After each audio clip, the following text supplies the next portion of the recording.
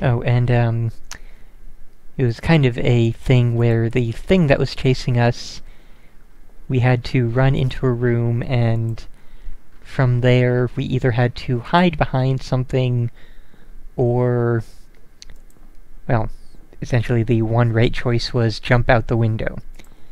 And when we jumped out the window, we landed in Japan in some feudal era, and it was snowy. So, yeah, it's the kind of game we are playing here. Let's see, I think it was that window, wasn't it? Let's see if we can explore outside the house a bit more. Oh, hey, it says leave now. And no, we cannot explore outside the house anymore. Lovely!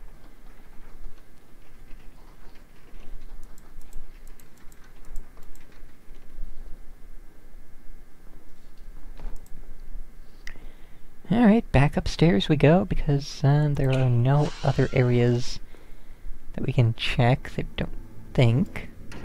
Also, I don't think we have a map of any kind.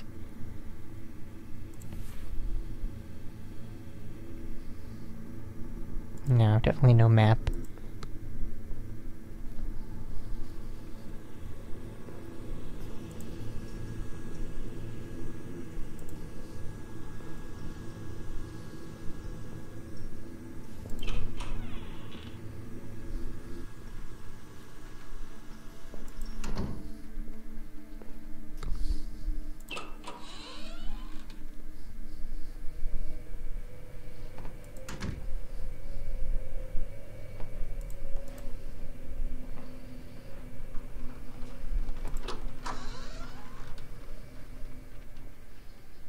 And I wonder...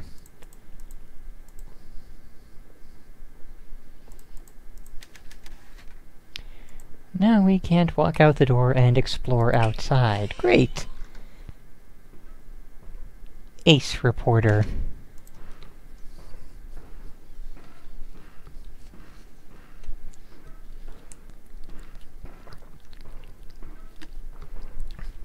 Okay, so... near as I recall, we did check out everything in there. It's the stuff in here that we did not get a good look at. And our mystery assailant does seem to be gone. So we can take an actual proper look around.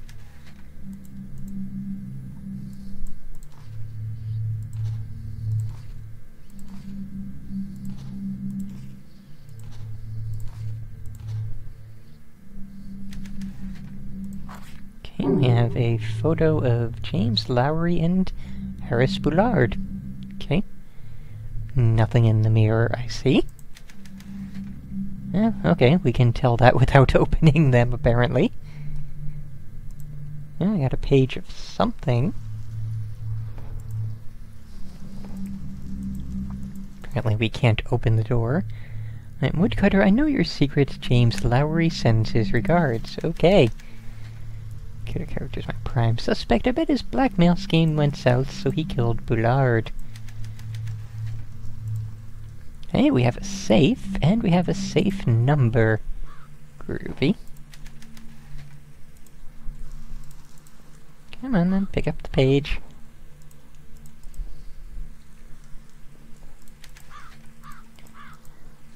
Oh, there we go. Okay, daily log, November 2nd.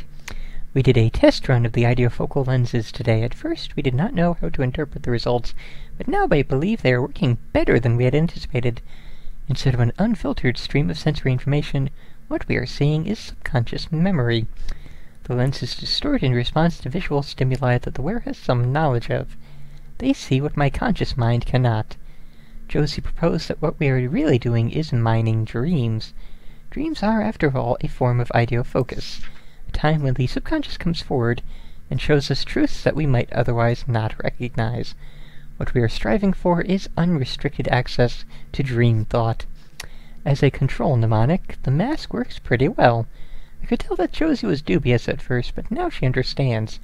Subconscious thought is potentially dangerous to the subject. We'll need a physical object to enable the mind to compartmentalize, providing the wearer with some degree of cognitive protection. Permanent augmentation will require a much larger apparatus. We will need some other kind of focused mnemonic to help the brain control the deluge of dream information it will receive. Something large and ubiquitous. The moon, perhaps. The lens is in this weird mask. Dream thought? The moon? And we can't actually see the moon. Let's see. What's it say? There's no way I'm jumping out the window again. If you insist.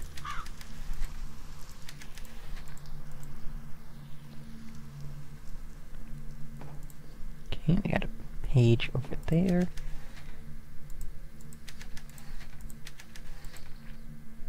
Daily log. Woodcutter sent me another note today. He knows things nobody should know. Secrets I buried 20 years ago. He knows about James Lowry. It's impossible, but somehow he knows. I can tell he's getting closer to me. His notes are mailed from the Gove post office, and last night I could swear I heard somebody moving around outside. I haven't been this scared since Chicago. I need to be patient. He's going to have to reveal himself to me at some point if he wants my research. If he wants my research, he'll have to wait until it's completed. I don't believe in ghosts. When I find him, I will kill him. Okay. Oh, another handprint.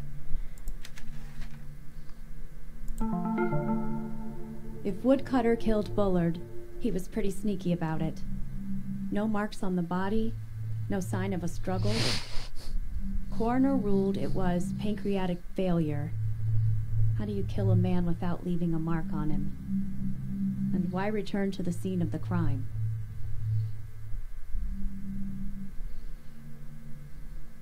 Oh, hi, Symbol Monkey. How you doing? We last saw that thing in,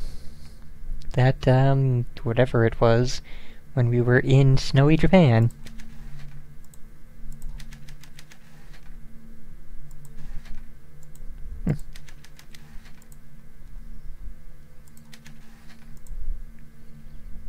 Apparently the fireplace is full of logs, and nothing else. Okay.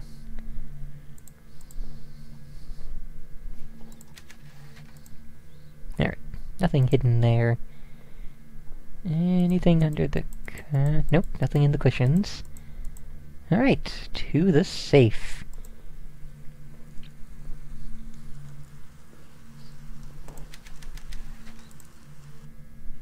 Alright, so then.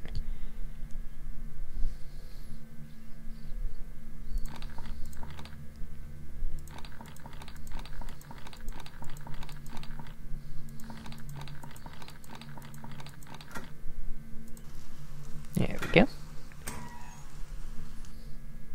Stuff. Martin Brothers Construction. Lots of money paid in full. And yet he could not pay, Bobby. Installed steel siding installation per specification, ran electrical for fans and evaporator under floor to connect to main line and basement. Compressor, evaporator, freon tank, and ventilation installed. And tested. Replaced standard door handle with locking variety per customer request. Sounds like somebody got a heavy-duty freezer installed. So, that could answer how, he was frozen in summer. Joe, this is the only remaining copy of our research materials. I destroyed the rest. Take this and get out of here. After I'm gone, they'll turn this house upside down looking for answers. I know about the secret room behind your wardrobe. If you stash anything there, you must get rid of it. I've already cleaned out the freezer. Dun da da da. I'm counting on you. Take the files, destroy the machine, and get out of here. Okay, we gotta search the basement freezer and explore the secret room. The lunar dream apparatus, altering the brain to achieve permanent ideofocus. Well then. William Benjamin Carpenter's work describing the Carpenter effect over a century ago continues to baffle psychologists today. We have struggled to understand the linkage between the conscious and subconscious, particularly the ways in which the subconscious mind seems to wield special knowledge of which the conscious mind is unaware. Our research attempts to give the conscious mind unfiltered access to all of the information stored in the subconscious by creating an artificial bridge between the two.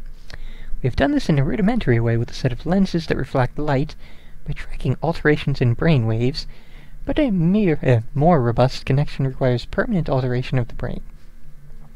The lunar dream apparatus combines engineering, psychology, neuroscience, and a bit of physics to create just such a connection. In order to give the subject some control over their own subconscious, we have chosen the moon as a mental mnemonic. After undergoing treatment in the lunar dream apparatus, the subject's conscious and subconscious are merged whenever a full moon is visible. The paper describes the construction of the apparatus, its function, the details of our research, and the data recorded from our first test subject, co-author Josephine Herrera. Alright, so nothing in drawer 1, nothing in drawer 2, and bottle C. Huzzah! That's all of the empty bottles. We can calibrate the dream machine. Let's go do that, and hope that we don't run into the woodcutter.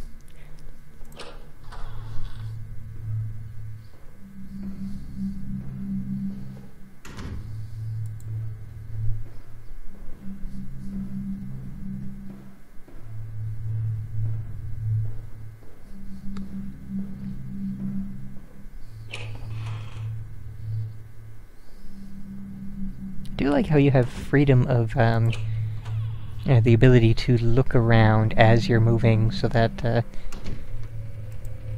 sort of gives you the ability to look for the things that might pop out at you.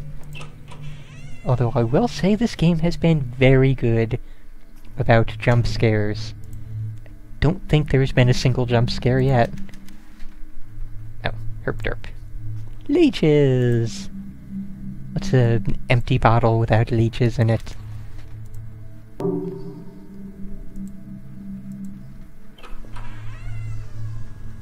Thank you for reminding me, game. I would have walked right past.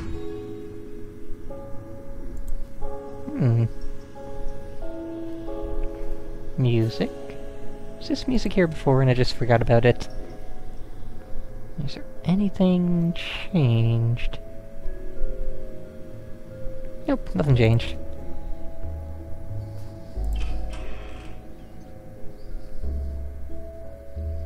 And of course we could have gone right over to Joe's bedroom to try and work out how we get into the secret bedroom, but let's do this first. Oh, good night, Val. Need to figure out the right order for the bottles.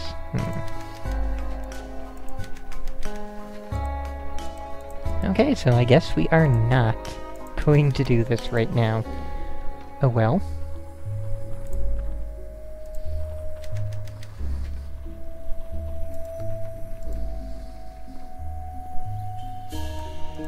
Yeah, Josephine Herrera is his assistant. And, you know, it makes sense that his assistant would be the one to undergo the procedure first. So, during the full moon, she sees things basically through her subconscious entirely, more or less. Like, her subconscious and conscious mind are one.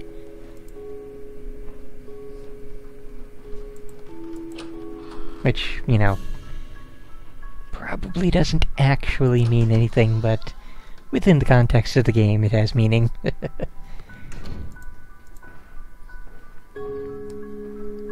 Also, I will say that this is honestly a very nice house.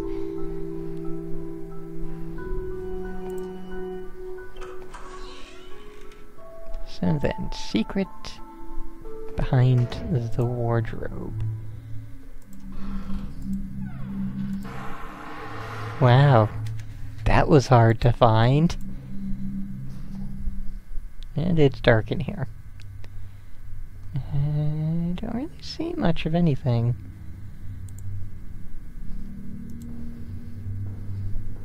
Oh, there's something over there.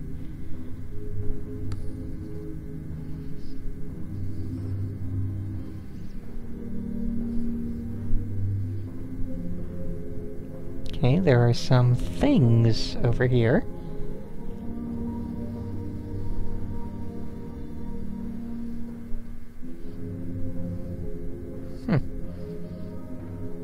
Definitely interesting.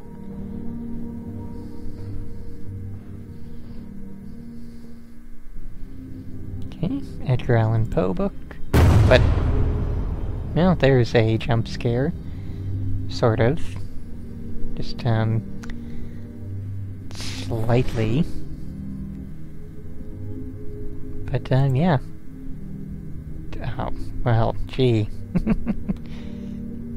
Yeah, that is, huh. Yeah, that's a side view of...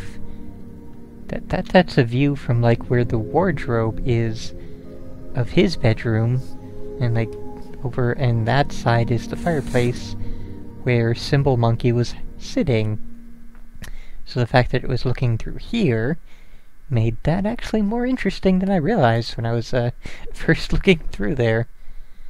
Alright, so...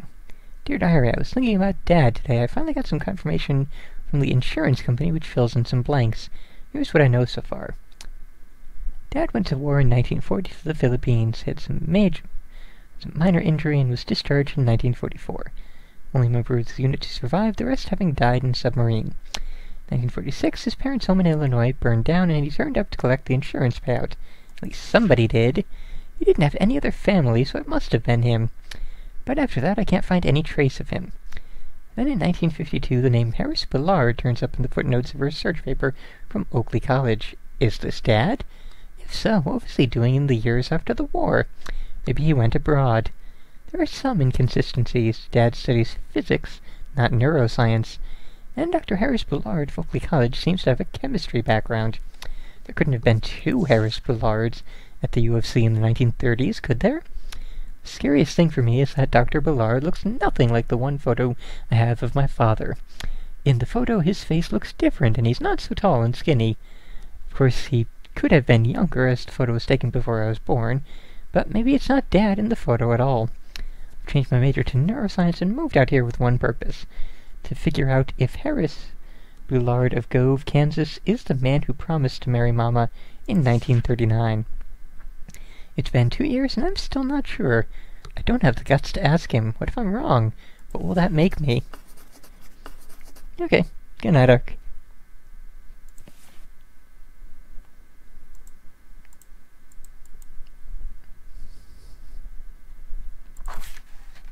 Alright, one battery.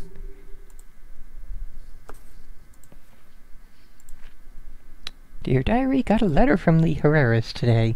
They're good parents, even if they aren't my real parents. They sent the letter to me at Dr. Ballard's address, which means they know I'm living here. I wonder if they are worried. The whole town seems to have decided that the only reason I'd stay here is that I'm sleeping with him. I don't care what the small-minded bumpkins around here think, but may I hope the Herreras aren't worried. Maybe soon I can tell them what I'm really up to. Also, Bobby Sawyer gave me another draft of his novel. It's really weird, but I think it's pretty good. I've been typing up his manuscripts on Dr. Ballard's typewriter. I'm fixing mistakes and making little edits as I go. When he's done, he's going to submit the typed version to Amazing Stories or Worlds of Tomorrow. I hope they publish it. I don't know if magazines will even look at a work by a black author. I told him to use a pen name. Tomorrow we run the first live test of the Lunar Dream apparatus. Dr. Ballard doesn't think it's going to work the first time. I hope it does. I volunteered to be the first test subject. Maybe after the treatment I'll be able to understand what happened to Dad. And lots of photos. And nothing else of importance, it would seem.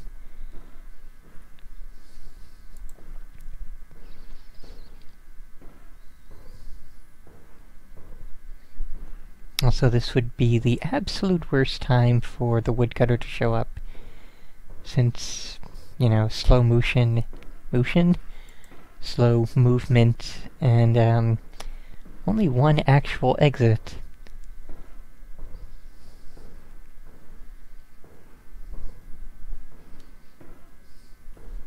But thankfully that was not the case. Alright, so from all of that we gained one battery.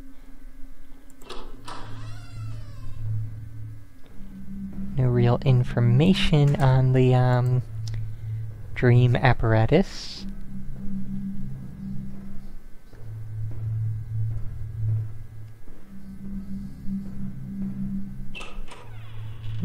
13, let's see.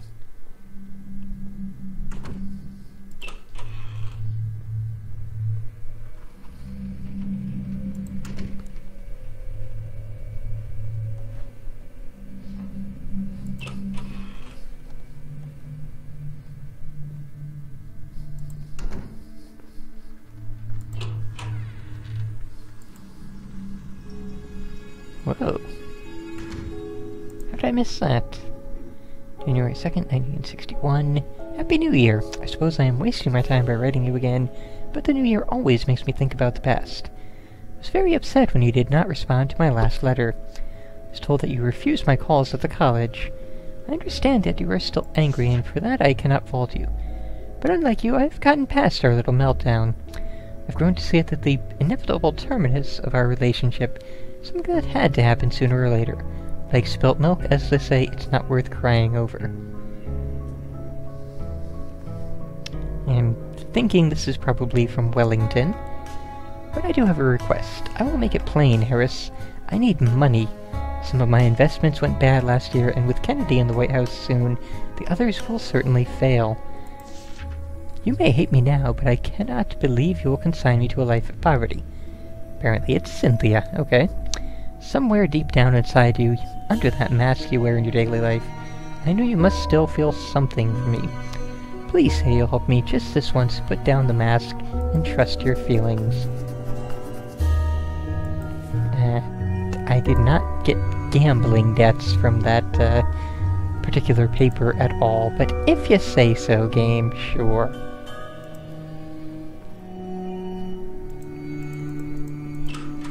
Okay, let's just see.